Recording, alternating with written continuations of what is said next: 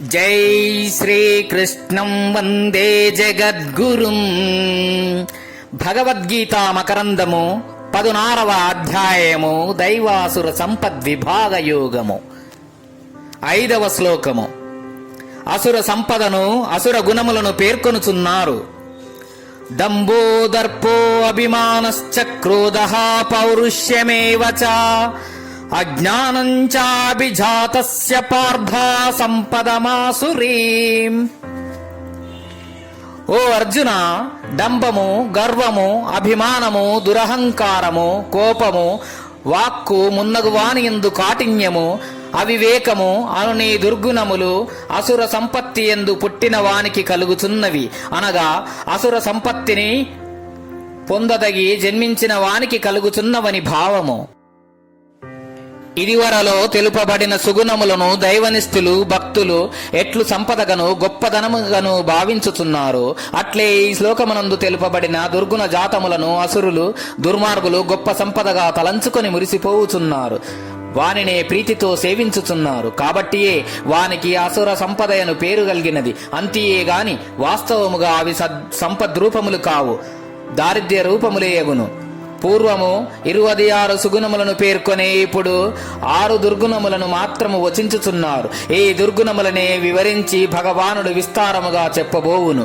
సాధకుడు మాయతో ప్రకృతితో అవిద్యతో నడుచు సంగ్రామమందు స్వపక్ష వీరులను ప్రతిపక్ష వీరులను ఇరువురిని గూర్చి బాగా తెలుసుకొని ఉండవలెను.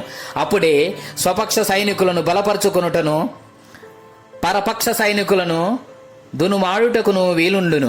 కనుకనే భగవానుడిచ్చట దైవ సంబంధమైన పవిత్ర గుణములను పేర్కొని అంతటితో ఊరుకొనక అసుర సంబంధమైన అపవిత్రములను కూడా పేర్కొనుచున్నాడు. ఒక ఇల్లు శుభ్రంగా నుండవలనని అందు పూర్వముండిన దుమ్ము బూజు మురికి నీరు మున్నగు వానిని బయటకు త్రోసివేయవలను.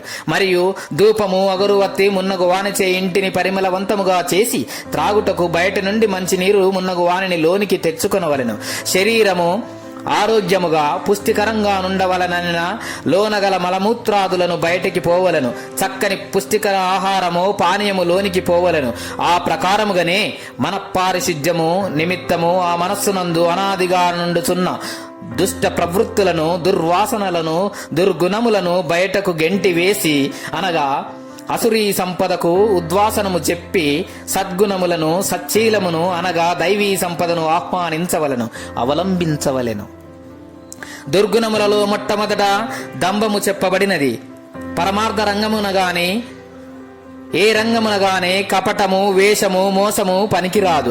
తాము గొప్పవారమని నటించినంత మాత్రమున ఒకవేళ వారు లోకులకును మోసి పుచ్చగలరేమో కానీ భగవంతుని మోసపుచ్చలేరు. వారి హృదయ గేహమునందు దాగి వారి సంకల్పములన్నింటినీ సర్వేశ్వరుడు కనిపెట్టుచునే ఉన్నాడు.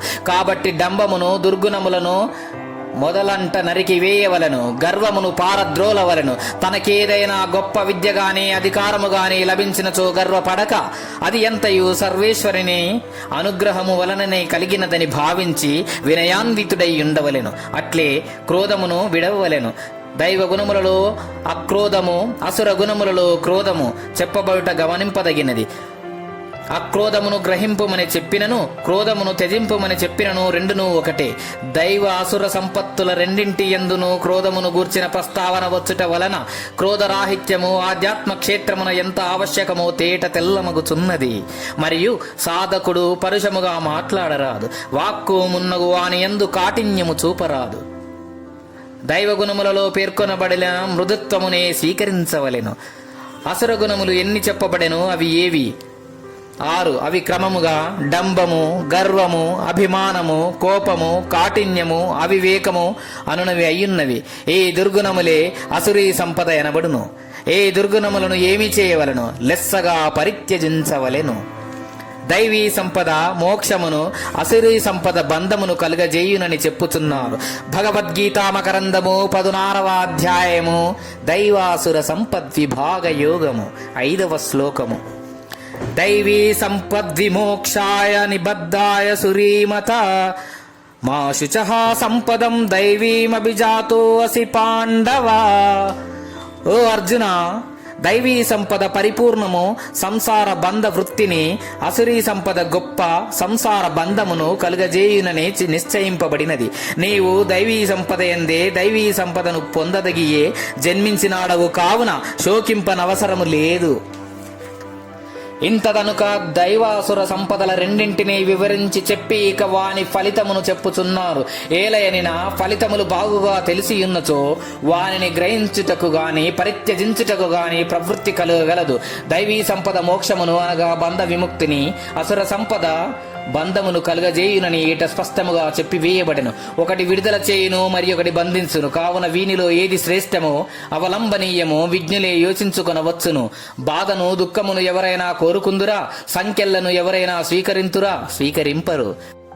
కాబట్టి ఫలితములలో ఒకటి మోక్షము మరి ఒకటి బంధము కలుగజేయునని చెప్పబడినప్పుడు వివేకము గల వారు మోక్షప్రదమగు దైవ సంపదనే స్వీకరించి బంధజనకమగు అసుర సంపదను పారద్రోలవలెను. ఇప్పటికెన్నియో కోట్ల జన్మలు బంధమునందు దాస్య శృంఖలములందు మ్రగ్గియున్న జీవుడు ఇప్పటికైనను విడుదలను పొందుటకై అభిలషించుట శ్రేయస్కరము.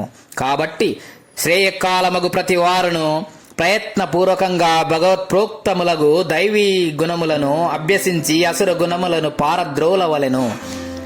ఈ పై 4 శ్లోకములందును ఆయా సంపదలందు జన్మించిన వారికి ఆయా గుణములు కలుగుచున్నవి అను దాని అర్థము. ఆయా సంపదలను భావి కాలమున పొందదగి పుట్టిన వారికి కలుగుచున్నవని ఏ అగును. అనగా వారు పుట్టిన పిదప ప్రయత్నపూర్వకంగా ఆయా గుణములను సంపాదించుదరని ఏ అర్థము. అంతే కాని ఆయా సంపదలు వారి వారి వంశముపై కులముపై ఆధారపడినవి అని కాదు. అర్జునుడు దైవీ సంపద యందు జన్మించిన వాడని భగవానుడు చెప్పుట వలన ఆధ్యాత్మ విజ్ఞాన శ్రవణమునకు అతడు అర్హతను పొందియున్నట్లే అనియు సద్గుణశీలుడే అనియు స్పష్టమగుచున్నది. అట్టే సచ్చీలయుతుడు కాబట్టే సాక్షాత్ భగవానుని ముఖారవిందము నుండి బోధామృతమును గ్రోలు భాగ్యమును నోచుకొనగలిగెను. మా శుచః అను ఈ వాక్యము గీత యొక్క సందేశము.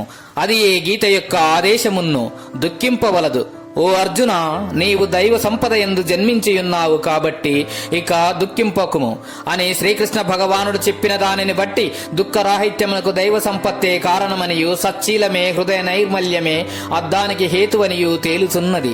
ఇంతియే కాదు, అసుర సంపద దుఃఖమునకు కారణమనియు అది కలవారు నిరంతరము శోకింపవలసి వచ్చుదరనియు ఈ వాక్యమునందు ధ్వనించుచున్నది. కాబట్టి దుఃఖరాహిత్యము ఆనంద ప్రాప్తిని వాంఛించు వారందరూ భగవత్ప్రోక్తమగు దైవ సంపదను తప్పక స్వీకరించి అసుర సంపదను నిర్మూలించి వేయవలెను. ఇచట మోక్షాయ అని చెప్పక విమోక్షాయ అని చెప్పుటయు, బంధాయ అని చెప్పక నిబంధాయ అని చెప్పుటయును గమనించదగినది. అనగా దైవ సంపద గలవాడు లెస్సగా విముక్తుడనియు అసుర సంపద గలవాడు పూర్ణముగా బద్ధుడనియు భావము. దైవ సంపద యొక్క ఫలమేమి? మోక్షము, బంధ నివృత్తి. అసుర సంపద యొక్క ఫలమేమి? బంధము. దీనిని బట్టి మోక్షమునకు మార్గమేమి అని తేలుచున్నది. దైవ సంపదను పైన తెలిపిన దైవ గుణములను చక్కగా అభ్యసించి వానిని బడయుటయే ముక్తికి మార్గము. బంధము దుఃఖము దేని వలన కలుగుచున్నది? అసుర గుణములను కలిగియుండుట వలన. అర్జునుడు ఎట్టి సంపద యందు జన్మించెను? దైవ సంపద యందు. ప్రపంచమున దుఃఖమును పోగొట్టుకొనగలిగిన వాడు ఎవడు? దైవ సంపద, దైవ గుణములు కలవాడు. జై శ్రీకృష్ణం వందే జగద్గురుం. భగవద్గీతా మకరందము గీతాచార్యులు.